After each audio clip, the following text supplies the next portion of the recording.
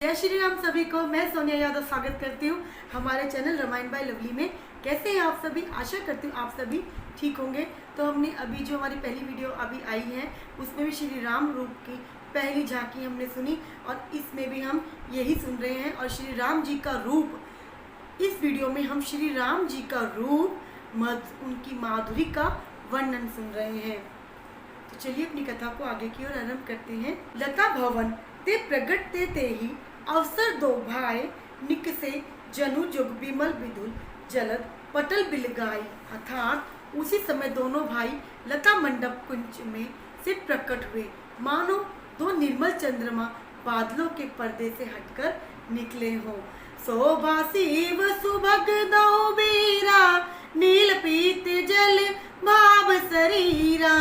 मोर पंख से रसोत्नी के, गुच्छ बीच बीच कुसुम कली के। अर्थात दोनों सुंदर भाई शोभा की सीमा है। उनकी शरीर का की आभा नीले और पीले कमल की सी है। सिर पर सुंदर मोर पंख सुशोभित है। उनके बीच बीच में फूलों की कलियां के गुच्छे भी लगे हुए हैं। बाल तिलक शम बिंदु सुहाए, श्रवण सुभंग भूषण छवि छाए। विकट विकट कच घूंघरवारे, नव सरोज लोचन रत्नारे। अर्थात माथे पर तिलक, पसीने की बूंदों जो है शोभायमान है। कानों में सुंदर भूषण की छवि छाई है और टेढ़ी भौएं और घुंघराले बाल हैं। नए लाल कमल के समान रत्नारे नलाल नेत्र हैं। चारु चिबुक नासिका कपोला, हास बिलास लेत मनु मोला। मुख छवि कही न जाय मोहि पाई, जो भी लोग बहुकाम ल जाई। अर्थात टेढ़ी ठोड़ी, टेढ़ी की थोड़ी सी नाक है। अर्थात मैं टेढ़ी नहीं, सुंदर सी नाक है और प्यारी सी ठोड़ी है। गाल बड़े ही सुंदर हैं और हंसी की शोभा मन को मोल ही दिए जाती है। मुख की छवि तो कुछ भी नहीं है इसके आगे, जिसके देखकर बहुत से कामदेव और उनकी सुंदरता लजा रही है। उर्मानी माल कंबुकल ग्रीवा, काम कलभ कर भंज बल सीवा। सुमन समेत पाम कर दोना, सावर कुंवर सखी सुठी लोना। अर्थात वक्ष स्थल पर मणियों की माला है। शंख के सदृश सुंदर गला है। जिनका गला है ना वह शंख की समान है। कामदेव के हाथी के बच्चे की सूंड के समान उतार चढ़ाव वाली एवं कोमल भुजाएं हैं, जो बल की सीमा है। जिसके बाएं हाथ में फूलों सहित दोना है। हे सखी, वह सांवला कुंवर तो बहुत ही सलोना है। मंगल भवन अमंगल हारी, प्रभो सो दशरथ अजर बिहारी। केहरी कटी पट पीत धर सुषमाशील निधान, देखी भानुकूल भूष नहीं बिसरा सखी ने अपमान।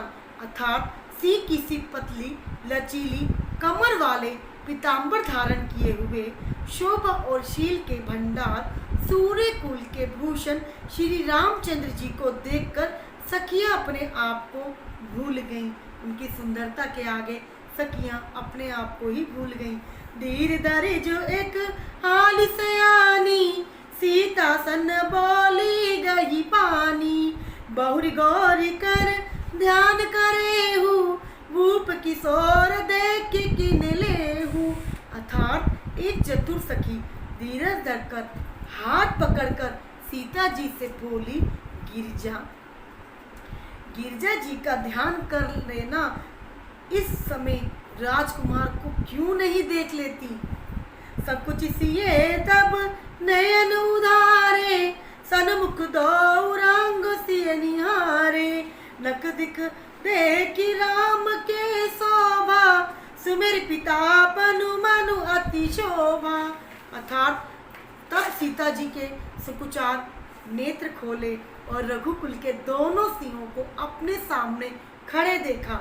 नख से शिखा तक श्री राम जी की शोभा देखकर और फिर पिता का प्रण याद करके उनका मन बहुत ही शुद्ध हो गया। पहले उन्होंने उनकी सुंदरता देखी और मन में विचार किया, काश यही मेरे योग्य वर हो और मैं इन्हीं को वर हूँ। लेकिन उसके बाद उनके पिता की का प्रण भी उन्हें याद आया कि कितना कठिन धनुष यज्ञ उन्होंने रखा है, पता नहीं आगे क्या होगा। पर बस सके न लकी जब सीता, भयो गरहु सब कहीं सविता, पुनि आउब एही बहुरा काली, अस कहीं मन बेहसी एक आली। अर्थात जब सखियों ने सीता जी को परवश प्रेम के वश देखा, तब सब भयभीत होकर कहने लगी, बड़ी देर हो गई है, अब चलना चाहिए। जब उनकी सखियों ने देख लिया कि सीता मैया उनको एक टकटकी लगा कर देख रही हैं, मन में हृदय में प्रसन्नता उनकी उजागर हो रही है, तब वे डर जाती हैं कहीं यहाँ हमें देर ना हो जाए, और वे बोलती हैं कि बहुत देर हो गई, चलो अब चलें, कल इसी समय फिर आएंगे। ऐसा कहकर एक सखी मन में हंस दी। बूढ़ गिरा सुनी सियस कुचानी, भयो विलम्ब माता भय मानी, घरी बड़ी दिन राम राने, फिर अपहु पितु बस जाने। अर्थात सखी की ये रहस्य भरी वाणी सुनकर सीता जी संकुचा गई। देर हो गई जान उन्हें माता का भय लगा। अर्थात जब उनकी सखियों ने इस तरीके से कहा कि देर हो गई है, अब हमें चलना चाहिए, हम कल फिर आ जाएंगे, अभी आप चलो, तो वह डर जाती है सीता मैया अपनी माता से कि मुझे बहुत देर हो गई है, पता नहीं मेरी मैया मुझसे क्या कहेंगी। बहुत धीरज धर के वे श्री रामचंद्र जी को हृदय में ले आई और उनका ध्यान करती हुई अपने पिता के अधीन जाकर लौट चली। अपने पिता के अधीन अपने आप को जानकर इसका कहने का अर्थ ये है कि वह जानती थी कि जो मेरे पिताजी करेंगे मुझे वही करना है। जो इस धनुष यज्ञ को जो उन्होंने प्रण किया है, अगर इस प्रण को उनकी उम्मीदों पे कोई खरा उतरेगा तभी वो मेरा वर बनेगा। ये सब जान के वह अपने हृदय में संकोच करके अपने मन को समझाकर अपने पिता के पास वापस गई। मंगल भवन अमंगल हारी, द्रवो सो दशरथ अजर बिहारी। जय श्री राम। अगर आपको मेरी वीडियो अच्छी लगी हो, छुपाइयों का हिंदी में अनुवाद अच्छा लगा हो, तो प्लीज़ वीडियो को लाइक दीजिएगा। चैनल पे नए हैं तो सब्सक्राइब जरूर कीजिएगा और शेयर एंड कमेंट भी कीजिएगा। अपनी जब तक के लिए मिलते हैं अपनी नेक्स्ट वीडियो में, जब तक के लिए जय श्री राम।